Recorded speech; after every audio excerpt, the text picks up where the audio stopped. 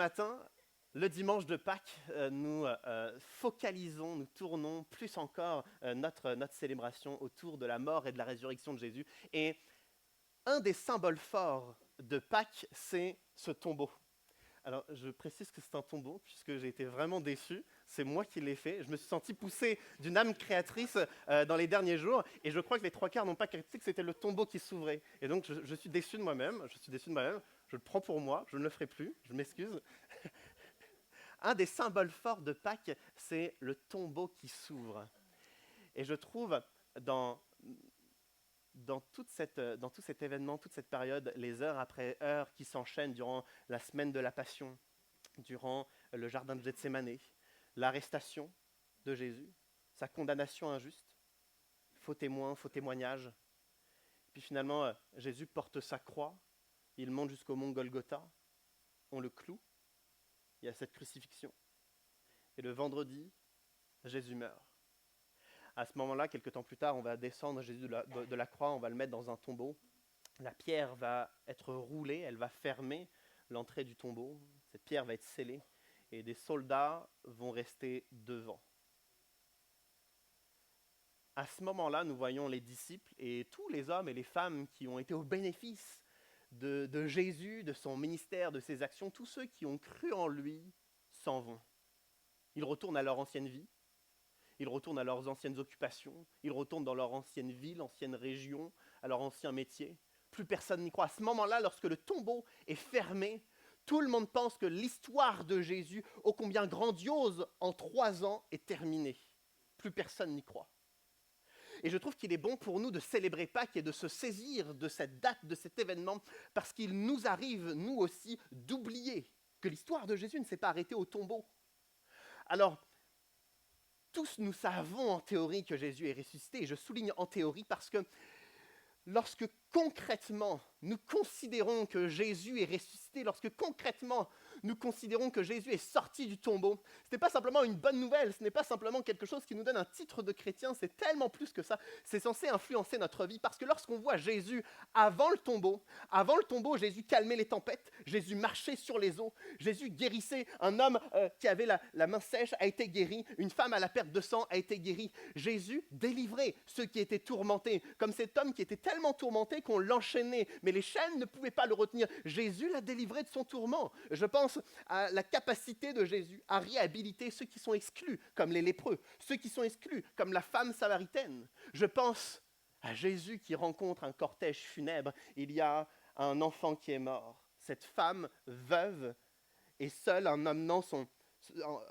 seule dans sa famille, elle emmène son fils décédé dans ce cortège funèbre. Et Jésus rencontre ce cortège funèbre et instantanément, il le ressuscite. Je pense à Jésus qui ressuscite la fille de Jairus. Je pense à Jésus qui ressuscite Lazare. Durant 3 ans, Jésus a démontré sa toute-puissance et sa capacité à accomplir ce qu'il promet, ce qu'il annonce. Dans l'évangile de Marc, nous voyons à 3 reprises Jésus qui dit « Le Fils de l'homme va mourir, mais 3 jours plus tard, il ressuscitera. » Et il le répète 3 jours plus tard, il ressuscitera. Et une 3e fois, 3 jours plus tard, il ressuscitera. Il n'a eu de cesse que de l'annoncer.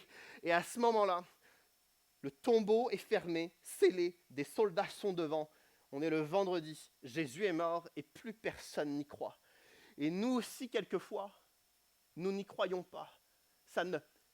Ça n'influence pas, ça n'impacte pas concrètement notre vie. Mais nous saisissons l'opportunité de cette célébration de Pâques pour nous souvenir que parce que le tombeau a été ouvert, parce que Jésus est sorti du tombeau, sa capacité à guérir, à réhabiliter, à sauver, à consoler, à guérir, à ressusciter est encore d'actualité. Son œuvre ne s'est pas arrêtée avec la fermeture du tombeau, mais son œuvre s'est poursuivie. Et lorsque nous regardons nos maladies, nos peines, nos échecs, nos peurs, nous devrions encore plus nous focaliser en Jésus-Christ parce qu'il est sorti du tombeau et son œuvre n'est pas terminée. Amen. Alors nous célébrons Pâques avec joie, parce que nous sommes conscients de sa grâce. Nous célébrons Pâques avec joie parce que le Jésus qui marchait en Galilée, le Jésus qui marchait en Judée, il marche à Rouen, au Mont Gargan, il marche dans nos maisons. Le Jésus qui enseignait les foules de leur côté étaient touché par son autorité, sa capacité à toucher en profondeur l'âme des personnes, c'est encore d'actualité. Lorsque nous ouvrons sa parole, lorsque nous entendons les dons spirituels autour de nous, nous sommes profondément touchés par ce qu'il dit. Alors il est important pour nous de célébrer Pâques et de nous souvenir, son œuvre n'est pas terminée. Son œuvre n'est pas terminée. Tout à l'heure, dans le refrain, nous avons chanté qu'il est victorieux, qu'il règne, qu'il brise les chaînes. Et lorsque nous voyons la victoire de Jésus s'exprimer par une sortie du tombeau ô combien royale, glorieuse, cette victoire, elle est pour nous. Nous voulons nous saisir de cette victoire. Et nous voulons que l'ensemble des défis, des peines, des chaînes qui nous retiennent, puissent, non pas dans quelques mois, quelques années, mais ce matin, que nos chaînes puissent tomber. Parce que nous aurons alors saisi la victoire de Christ. Amen. Il y a 2500 ans, le peuple juif a obtenu une victoire extraordinaire par la main de Dieu. Et ils étaient tellement touchés par cette victoire qu'ils ont décidé quelques mois plus tard de faire une grande célébration. Ils allaient se réunir à Jérusalem pour célébrer Dieu. Et j'ai envie qu'on regarde à ce passage biblique là dans un instant parce que nous sommes le dimanche de Pâques, nous allons célébrer, mais pour cela, j'ai besoin d'inspiration. J'ai besoin de savoir comment célébrer, comment disposer mon cœur, pour qui célébrer. Et j'ai besoin de répondre à toutes ces questions. Alors dans le but que nous puissions célébrer de la meilleure façon, la victoire de Christ sur la croix, la victoire de Christ en sortant du tombeau, que nous puissions également découvrir comment les Juifs, il y a 2500 ans, ont célébré leur victoire. Il y a 2500 ans, les Juifs étaient à Jérusalem, ils vivaient dans des ruines, c'est dans le livre de Néhémie, ils vivaient dans des ruines, ils étaient au comble du malheur et du déshonneur. Il y a 2500 ans, ils étaient découragés.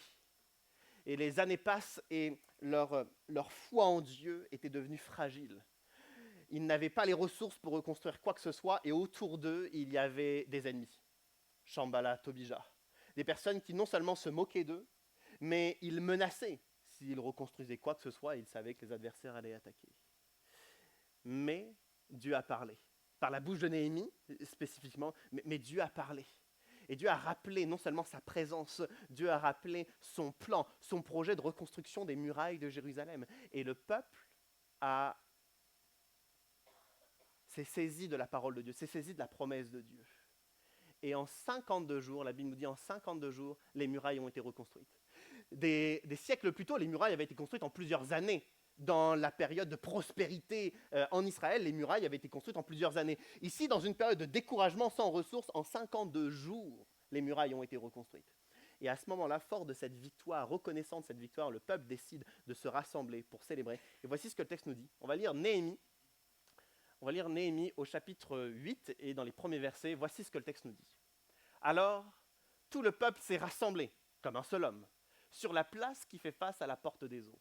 Ils ont demandé au scribe Esdras d'apporter le livre de la loi de Moïse, prescrite par l'Éternel à Israël. Et Esdras, qui était aussi prêtre, a apporté la loi devant l'assemblée.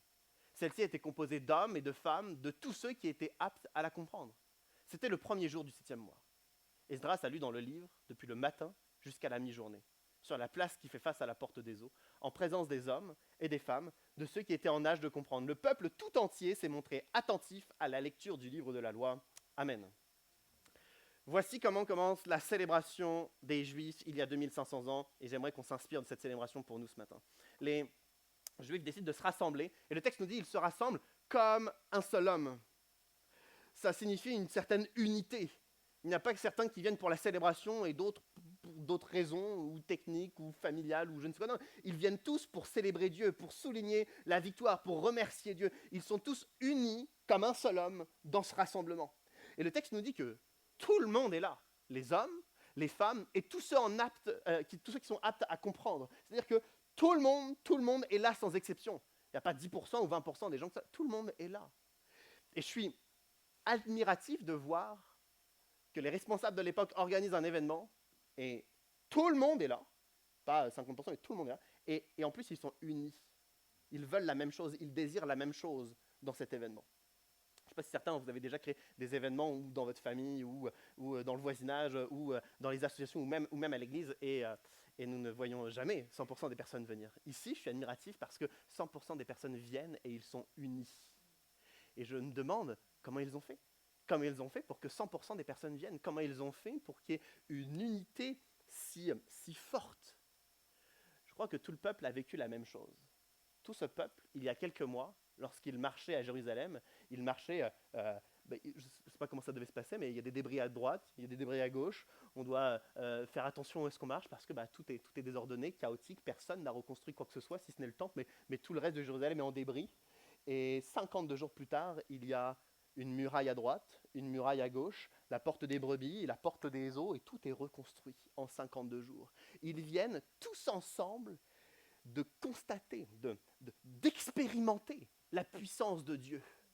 Ils avaient perdu la conscience de la présence de Dieu, et au moment où Dieu revient en 52 jours, la puissance de Dieu permet la reconstruction des murailles de Jérusalem. C'est incroyable, ils le voient jour après jour, et je me mets à leur place. Cette reconstruction est à peine croyable. Jour après jour, on doit vérifier que les murailles sont là, parce que c'est tellement un miracle impossible. Pas de ressources, des adversaires, et pourtant les murailles sont là. Parce qu'ils ont tous expérimenté quelque chose, ils sont tous là.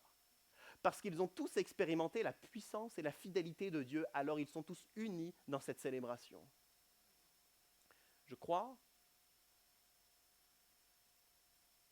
que lorsque nous n'expérimentons plus la fidélité de Dieu et la puissance de Dieu dans nos vies, il est possible que nous n'ayons plus cette passion qui nous pousse à aller chercher la présence de Dieu. Comme le peuple qui va chercher la présence de Dieu dans cette célébration, dans ce moment de reconnaissance. Je suis très heureux, tout à l'heure je vous ai parlé de la réunion de prière, je suis très heureux de notre dernière réunion de prière. Toutes les réunions de prière sont belles et différentes.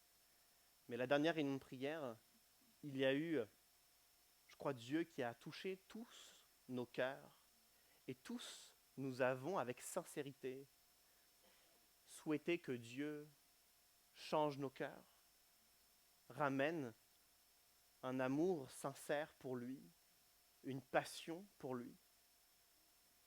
Tous dans cette réunion de prière, nous avons souhaité que le Saint-Esprit prenne la place et nous visite. Et j'ai vraiment aimé cette réunion de prière parce que pour moi, elle résonnait avec ce que le pasteur Thierry Mbassi a dit il y a 2 semaines. Le pasteur Thierry Mbassi a dit, dans le début de sa prédication, il a parlé de nos cœurs et de notre amour pour Dieu qui était devenu quelquefois léger. Et qu'il était nécessaire que nous retrouvions notre passion, que nous retrouvions notre feu, que nous chérissions à nouveau la présence de Dieu. Et je pense à certains d'entre nous où il y a quelques années, on était prêts à courir pour aller à des réunions de prière, des conférences chrétiennes, des soirées de louanges, pour à tout prix chérir la présence de Dieu. Je ne parle pas d'activisme, je parle juste de cœur qui s'exprime. Et lorsque je vois ce peuple qui s'unit, une unité particulièrement belle, tout le monde est là, parce qu'ils ont tous vécu quelque chose. Tous, ils ne peuvent constater qu'une chose, les murailles sont construites. Et je crois qu'il est nécessaire pour nous qu'à nouveau nous puissions expérimenter la fidélité de Dieu, la puissance de Dieu, dans le but que nos cœurs, qui peut-être se tiédissent, nos cœurs qui n'ont peut-être plus cette spontanéité dans la foi, nos cœurs qui ne vont plus conquérir la présence de Dieu, nos cœurs qui ne sont peut-être plus sensibles à l'œuvre de l'Esprit, puissent être à nouveau vibrants pour l'œuvre de Dieu. Lorsque je pense à Pâques, lorsque je pense à ce tombeau qui est ouvert, lorsque je pense que l'œuvre de Jésus avant le tombeau est identique à l'œuvre après le tombeau, parce qu'il est le même, parce que la mort n'a rien retenu de lui, je me dis donc que je suis encore capable d'expérimenter la même chose que ce qu'il a proposé aux disciples et aux hommes et les femmes qu'il a rencontrés durant son ministère. Et j'ai cette image depuis plusieurs jours sur ma propre vie, mais je souhaite vous la partager. À un moment donné, dans les évangiles, nous voyons un homme qui est malade, qui est au bord d'une piscine, et une sorte de, je n'ai pas le mot approprié, de légende, mais qui paraît très réelle, très concrète, et je crois que c'est la vérité, je crois que c'est le cas. Il y a un ange, une fois de temps en temps, qui descend, et le premier qui arrive dans dans la piscine est guéri. Et cet homme voudrait, mais il n'a pas la capacité, la réactivité, la vitesse pour pouvoir y aller. Et, et Jésus le rencontre lui. Lui qui habituellement n'est pas béni, lui qui habituellement n'est pas le premier à entrer dans la piscine, lui qui habituellement n'a pas cette rencontre avec un ange de la part de Dieu, Jésus vient vers lui. Et je suis touché par ce passage parce que je crois que puisque Jésus est le même avant le tombeau qu'après le tombeau, nous tous qui quelquefois ne sommes pas guéris, ne sommes pas bénis, ne sommes pas touchés par Dieu,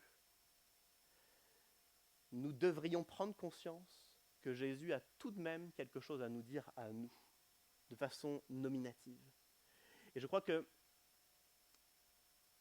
peu importe nos frustrations de ce que Dieu n'a pas dit, de ce que Dieu n'a pas fait dans nos vies, il a quelque chose de tout spécifique pour nous. Il a quelque chose de très précis pour nous.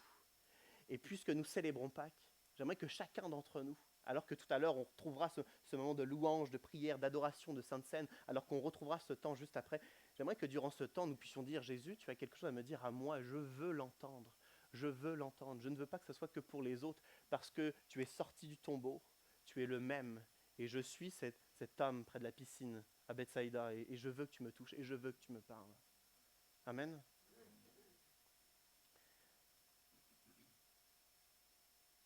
Le passage nous dit que Esdras, on lui demande d'ouvrir la parole de Dieu, d'ouvrir la Torah, de dérouler certainement le rouleau.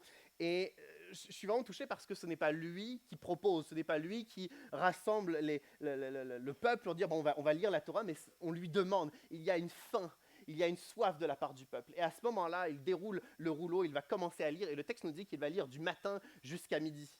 Alors, la répartition des heures est différente dans cette culture par rapport à notre culture, mais voici ce que ça veut dire du matin jusqu'à midi. Le matin jusqu'à midi, ça dure à peu près 6 heures. Donc, il a dû lire entre 5 et 6 heures.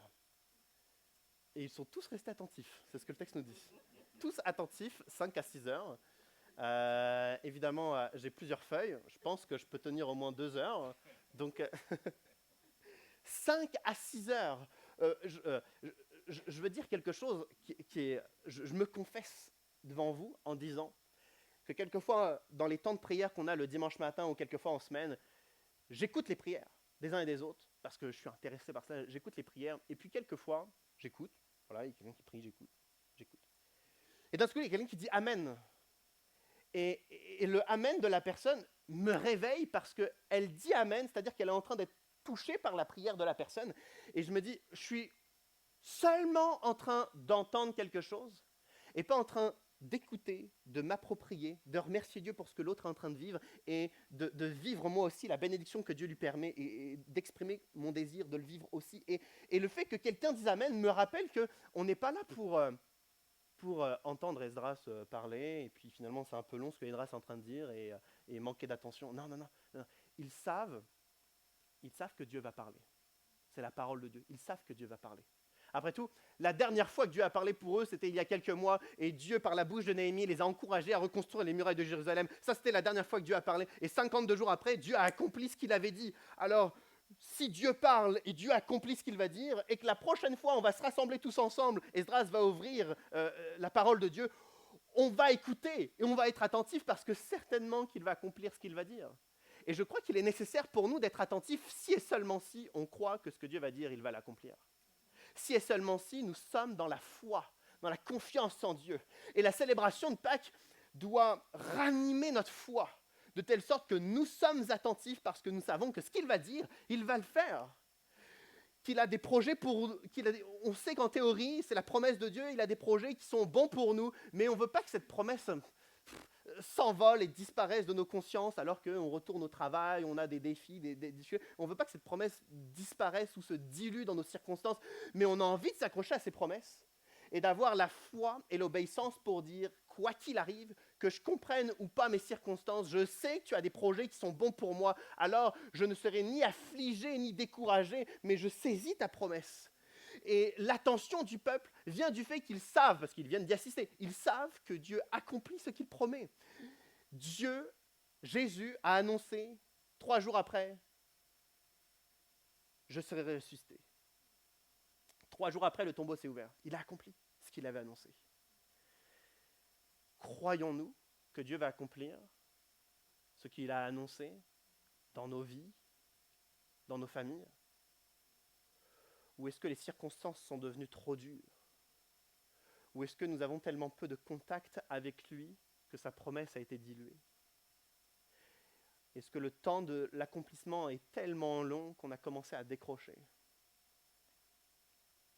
Est-ce qu'on a tellement théorisé, philosophé sur cette promesse qu'elle a perdu tout son sens et tout son caractère transcendant?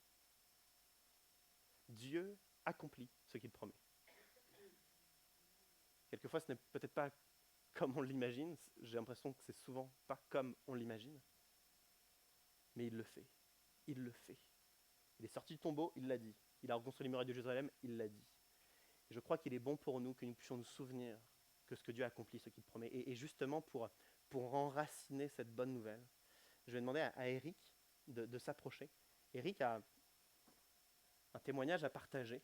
Tiens, je te donne le micro. Durant les derniers mois, les dernières années, dans ta famille, il y a eu un défi. Certains ont suivi de loin, en surface, un peu ce qui s'était passé. Et j'aimerais que tu puisses nous en dire quelques mots. Alors, on te laisse la liberté de pouvoir nous dire ce que tu as envie de nous dire sur cette situation, une situation de famille. Et voilà, donne-nous un peu de contexte pour savoir ce qui se passe depuis quelques mois, quelques années. Très bien. Donc, moi, je pense que vous l'avez deviné. Avec certains d'entre vous, j'ai partagé quelques soucis que j'ai eus par rapport à mon fils. Le contexte, mon fils a toujours voulu être professeur d'italien depuis l'âge de 10 ans. C'est ce qu'il voulait faire. Donc, moi, j'ai pas de soucis. Des fois, les parents ne savent pas ce que veulent faire les enfants, etc. Il n'y avait pas de soucis. C'était ça. Et ça a toujours été ça. Et pour faire ça, donc il a fait ses études. Et pour ensuite partir en licence, il n'y en avait pas sur Amiens, là où je travaillais. Il n'y en avait pas sur Rouen. Il a dû partir à Lille. Et à Lille, il s'est retrouvé tout seul dans un appartement pour faire son cursus et ses études. Et en 2023, donc il était en Master 1, il a probablement, j'imagine, fait de mauvaises rencontres. Et j'ai trouvé un changement chez lui. Un changement quand je lui parlais. Parfois, ses propos, ça partait dans tous les sens. Ça ne voulait pas trop dire grand-chose. Parfois, il commençait à ne plus répondre aux SMS, aux messages que je lui envoyais, ou très tard. Et j'ai découvert en janvier donc 2023 que malheureusement, il se droguait. Et la situation s'est dégradée. Il avait trouvé un travail et il a perdu son travail. Les études, on n'en parlait même plus. J'ai appris qu'en réalité, il avait loupé beaucoup de cours, voire il n'y allait plus. Donc le Master 1, on oubliait. Et donc il a fallu prendre une décision et j'ai pris cette décision. J'ai dit à mon fils, écoute, tu ne restes pas tout seul, on va te prendre chez nous et tu vas aller faire une cure. Tu ne peux pas rester comme ça. Et donc, il venait donc chez nous, il est allé chez mon ex-femme, donc chez sa mère, chez ses sœurs, j'ai 2 filles, et on alternait à tour de rôle en fonction de nos agendas pour qu'il soit avec nous. Et nous devions gérer sa consommation de drogue pour que ça ne dérape pas. Et donc il est allé en cure et ça fait l'objet de sujets de prière du mercredi. Et je remercie toutes celles et ceux vraiment qui ont prié et qui m'ont soutenu, et qui ont pris de mes nouvelles, des nouvelles de mon fils. Et je vous remercie vraiment beaucoup. Et après la cure, donc il était sevré, on va dire ça comme ça. Et puis c'est passé juillet, août, et il fallait penser à le réinscrire. Donc il voulait se réinscrire. Il a été réinscrit. Je vais peut-être être un petit peu long, Emmanuel. Mais c'est juste le contexte. Et même pour la réinscription, c'est pas comme quand on redouble au collège ou au lycée, ça passe en commission et il faut que ce soit voté. Et ils ont voté et il a pu se réinscrire. Donc rentrée scolaire, Master 1, septembre 2023. Il retourne dans son logement à Lille, je n'ai pas le choix. Et il retrouve du travail. Donc il retrouve un travail en CDI, étudiant. Il travaille donc septembre, octobre, novembre, décembre à temps plein. Et janvier donc 2024, j'essaie de raccourcir quand même un petit peu. Janvier 2024, il doit reprendre son second semestre. Le premier semestre, malgré son état, il l'avait obtenu. Et donc, il doit reprendre son second semestre à partir du 15 janvier 2024. Et la semaine avant la rentrée, il m'appelle et il me dit Papa, ça va pas. J'ai replongé et je reconsomme comme avant. Comme avant. Effectivement. Et donc là, il fallait prendre une décision. Et au niveau consommation comme avant, est-ce que tu peux, s'il te plaît, me mettre le tableau Excel pour que vous compreniez bien? Ça, c'est un tableau qu'on devait tenir pour le réguler dans sa consommation. Vous voyez, lundi 15, il y a les jours. Bon, le tableau est un peu grand, mais il y a tous les jours, toutes les heures et la consommation en millilitres. Il fallait réguler ça. Et que ce soit sa mère ou moi ou mes filles, à chaque fois qu'on notait là par exemple le samedi 20 janvier 1,2, en réalité on lui donnait un petit peu moins, on trichait pour qu'il en prenne moins. Voyez, et comme ça de jour en jour, en fait il prenait toutes les heures. On ne pouvait pas faire autrement. On ne pouvait pas. Si tu peux l'enlever. À ce moment-là, comment est-ce que vous vivez cela émotionnellement, puis surtout toi spirituellement, comment est-ce que vous vivez ça? Alors c'est très compliqué parce que tous les jours, c'est quelque chose qui reste dans la tête, qui perturbe. Ça m'a perturbé dans mon travail, dans mon activité. J'avais du mal à me concentrer parce que j'avais des messages à chaque fois. Voilà, il allait pas, etc. Il fallait répondre. C'était très compliqué. Spirituellement, vous imaginez bien que je priais tous les jours, pour que Dieu le sauve, pour que le Dieu le guérisse. Parce que pour moi, il n'y avait que lui qui pouvait le guérir. Donc voilà dans l'état dans lequel j'étais. Et donc, il m'a appelé, quand il m'a appelé, juste avant de reprendre ses études, c'était comme un appel au secours. Papa, ça veut dire papa, qu'est-ce que tu peux faire pour moi? Et là j'ai dit, bah écoute, ton avenir professionnel t'oublie.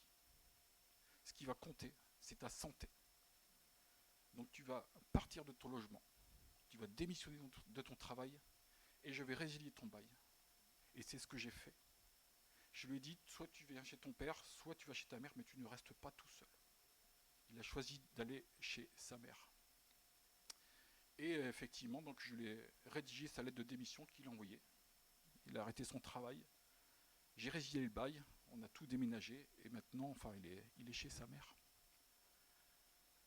Et on continue à prier, je continue à prier tous les matins, et vient la semaine du 9 février où doit avoir lieu la réunion du groupe d'hommes. Je vous raconte ça parce que c'est important. Je dirais que c'est même la chronologie de Dieu, comment ça s'est passé. Cette semaine-là où devait avoir lieu la réunion une pause avec lui le vendredi, déjà du mercredi, j'apprends que mon papa est atteint d'un cancer du sang. Mauvaise nouvelle. Ensuite, la vie continue, mais c'est quand même une mauvaise nouvelle, il faut l'accepter. Et la nuit de jeudi à vendredi, j'attrape un rhume, mais comme pas possible, et je ne dors pas de la nuit. Mais il y a quand même la réunion du groupe d'hommes, et puis il faut y aller. Et donc je vais quand même et puis je vais au travail quand même fatigué, j'avais pas passé une bonne nuit, je vais au travail. Et à 11h15, je pense, mon fils m'appelle, il était encore au travail parce qu'il y avait donc le mois de préavis. Il m'appelle, il me dit papa, ça va pas, à mon travail ils veulent plus que je reste là, je me sens vraiment pas bien, je ne sais pas ce qui se passe, mais en tous les cas ils veulent plus que je reste là pour l'instant, faut que je rentre, qu'est-ce que je fais? Et je lui dis écoute, il devait travailler du samedi, je dis c'est pas grave, je dis écoute tu retournes chez ta maman, tu vas voir un médecin et puis tu me dis comment ça se passe. Elle me dit oui, mais pour demain, je dois aller travailler. Je dis c'est pas grave, tu préviens ton employeur que tu ne seras pas là demain. Voilà. Et puis vendredi après-midi, je vous donne vraiment comment ça s'est passé. Vendredi après-midi, j'ai cette fameuse réunion et je suis tellement crevé que je rentre chez moi un peu plus tôt, histoire de faire 30 minutes de sommeil pour être en forme le soir. Et je prends même une boisson énergisante. Je veux dire, je vais tenir le coup. Et donc voilà, la réunion groupe d'hommes commence à 18h30. Voilà. Et pour ceux qui le savent ou ceux qui ne savent pas, on passe toujours 1 heure à peu près à échanger autour du repas. On se raconte un petit peu nos expériences, nos vies, etc., ce qu'on vit. Et puis j'avais positionné mes affaires sur une chaise là au milieu. Et puis vers 19h10 à peu près, Emmanuel dit bon ben on va bientôt prier ensemble avant la réunion, mais par contre les intervenants c'est mieux qu'ils se placent devant. Et donc je prends mes affaires, je pose mes affaires là devant et il y a mon téléphone qui sonne. Et je vois le nom de mon ex-femme. Et là je comprends qu'il y a un problème. Et là elle m'appelle, elle me dit bah voilà Eric, ça va pas du tout. Alexis trompe de partout, je sais pas ce qui se passe, je l'ai jamais vu comme ça, je ne sais pas quoi faire. Et je dis, écoute, tu l'emmènes aux urgences, voilà, il n'y a que ça à faire. Et je lui dis même, moi je suis désolé, je dis là je vais rentrer en réunion, là, et pendant 3 heures on ne pourra pas me joindre, je serai en réunion. Voilà. Et puis, et je raccroche, et je vais là-bas dans la cuisine, et je crois que Emmanuel a dû voir que je n'allais pas bien sur mon visage, parce qu'il est venu me voir et il m'a demandé si ça allait. Et là je dis écoute, ça commence à faire beaucoup. Je dis mercredi j'apprends que mon papa a le cancer. Je dors pas de la nuit de jeudi à vendredi. Et mon fils est emmené aux urgences. Je dis ça commence à faire beaucoup. Et là son réflexe c'est de dire viens Eric, on va prier tout de suite. Tout de suite. Et Emmanuel a commencé à prier pour mon fils. Et je me suis associé à sa prière et j'ai prié avec Emmanuel pour mon fils. Et puis une fois qu'on a prié, Emmanuel me dit Eric, si tu veux, si ça va pas, t'es pas obligé de prendre la parole pendant le groupe d'hommes. Et je me dis, mais oui, mais si Dieu veut que je parle, c'est pas parce que voilà, j'ai appris une mauvaise nouvelle, et c'est pas parce que je suis fatigué, et c'est pas parce que mon fils est aux urgences. Si Dieu veut que je parle à quelqu'un, même si c'est une personne, je parlerai. Et j'ai parlé. Et la réunion se passe, et une fois que c'est fini, je regarde mon téléphone, et là j'ai un message de ma fille, qui est infirmière libérale, et c'est écrit « Papa, Alexis n'est pas allé aux urgences, il va mieux. » Oh, ok, d'accord. Et donc on range, je pars, et donc j'appelle ma fille, elle me dit « Tu peux m'appeler ?» Je l'appelle, je dis « Alors, qu'est-ce qui s'est passé ?» Elle dit finalement, il n'a pas été aux urgences, je l'ai appelé, et je lui dis de prendre un tranquillisant. Donc c'est pour ça que je lui dis à l'infirmière, donc elle savait quoi lui donner. Et puis il va mieux. Si tu veux, tu peux l'appeler. Et donc j'appelle mon fils. Et je dis mais alors Alexis, ça va? Il dit oui. Il dit papa, je sais pas du tout ce qui s'est passé. Je vais pas te dire ce qui s'est passé, je comprends pas. Mais là ça va mieux. Ok, t'inquiète pas, ça va aller. Et puis voilà, et puis ça passe. Et le lendemain matin, quand je me lève, je prends mon téléphone et il y a un message de mon fils.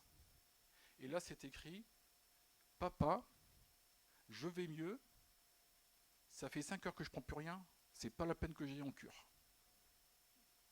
Oui, sauf que mon premier réflexe, quand j'ai lu le message, je dis mais ouais, mais ok, là monsieur, voilà, ça fait à peine 5 heures qu'il a arrêté, tout va bien, monsieur se croit sauvé. Et puis je ferme mon téléphone, je pars et puis je commence à réfléchir. Et je regarde de nouveau le message. Et l'heure à laquelle il a écrit le message, c'était 0h13. Et je ne sais pas pourquoi je fais ce calcul. 0h13 moins 5 heures égale 19h13. 19h13, c'est le moment où on priait pour lui. Et Dieu l'a sauvé, si tu peux remettre le tableau.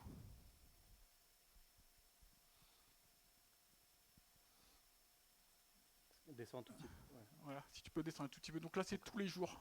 Tous les jours. toutes ces doses. Vous voyez ? Et là, si vous voulez, on peut dire que c'était sa prison. C'était sa prison. Vendredi 9, 19h30, il a arrêté de prendre sa drogue et Dieu était en train de toucher, de le libérer. Amen. Et là, si on veut, on peut dire qu'il est dans une nouvelle vie. Parce que depuis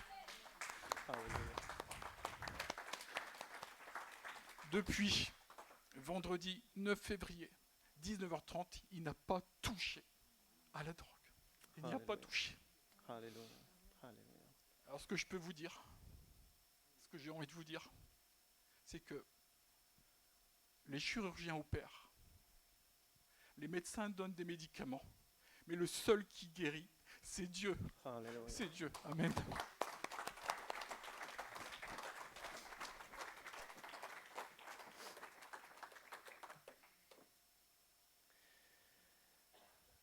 Je suis très ému par ce témoignage. Et lorsqu'on regarde le tableau, on voit les lignes qui vont jusqu'à 2h du matin la dose, 4h du matin la dose, 6h du matin la dose. Et quand le lendemain du vendredi de la soirée d'homme, avec Eric, on s'appelle et il me dit bah là ça fait 5 heures à partir du moment où on a prié. Et puis le dimanche il me dit bah en fait là ça fait 2 jours et il n'a toujours pas pris. Et une semaine après et un mois après. Et là les semaines se sont enchaînées et il n'a toujours pas pris. Et je me dis alors qu'on célèbre Pâques, alors que Jésus avait annoncé qu'il sortirait du tombeau et que personne n'y a cru, je crois qu'il est bon que nous puissions croire que Jésus accomplit toujours ce qu'il annonce. Je vais demander à l'équipe de louange de s'approcher. Jésus accomplit toujours ce qu'il annonce.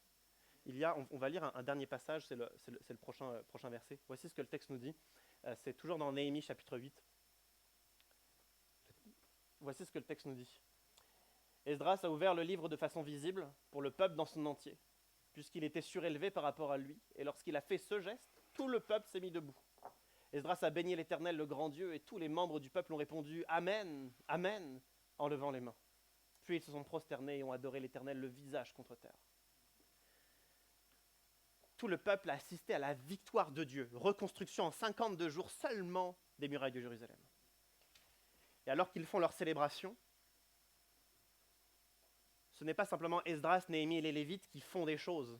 Ce n'est pas Esdras qui lit le livre et puis les autres écoutent. Ce n'est pas Néhémie qui prie et les autres ils écoutent. Esdras, Néhémie et les Lévites, ils font leur part, mais tout le peuple dit Amen, lève les mains.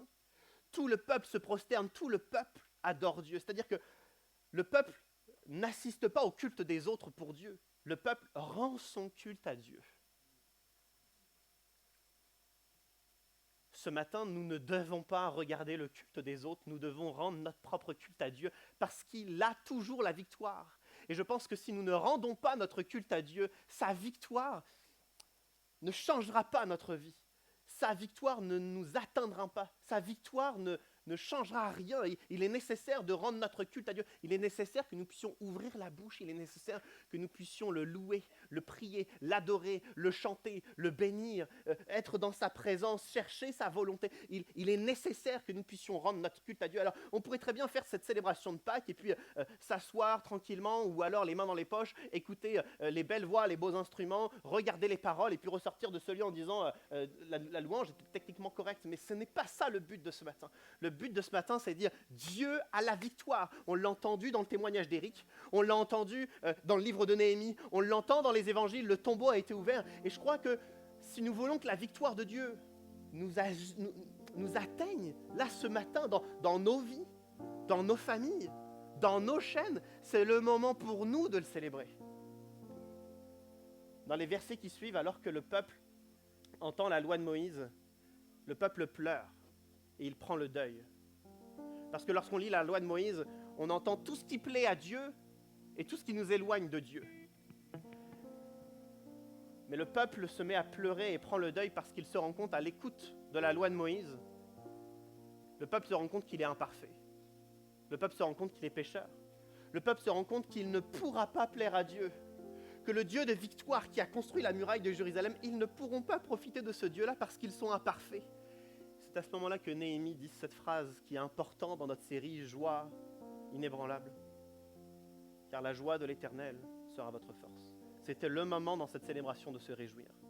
Ce n'était pas le moment de pleurer sur nos imperfections, ce n'était pas le moment d'être en deuil à cause de notre nature pécheresse, c'était le moment de prendre conscience de la grâce, du fait que nous pouvons encore ce matin retourner vers lui parce qu'il nous attend, parce qu'il nous ouvre les bras, parce qu'il nous tend sa main, parce qu'il veut briser nos chaînes, parce qu'il veut guérir notre corps, notre cœur.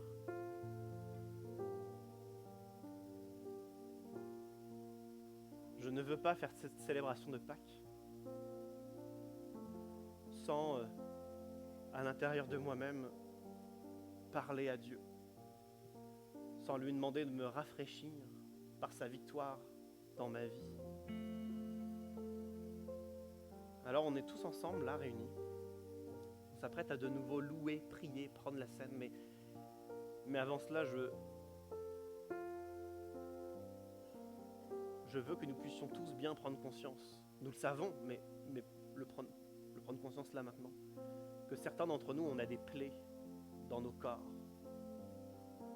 Certains d'entre nous, notre passé est une plaie. Certains d'entre nous, la pression professionnelle est une plaie. Certains d'entre nous, les relations familiales sont devenues une plaie. Mais lorsque Jésus est sorti du tombeau, il a montré ses plaies, mais il était bien en vie. C'est-à-dire que les uns et les autres, nous avons des plaies dans notre corps, dans notre esprit, dans nos souvenirs, dans notre psyché, dans nos émotions, nous avons des plaies, mais il est capable de nous rendre la vie. Alors j'aimerais que on va chanter, on va prier, on va prendre la scène, on va faire cela, mais on ne va pas le faire pour le faire. On va le faire en offrant nos vies, en offrant nos plaies, et en lui demandant que sa victoire puisse encore nous atteindre.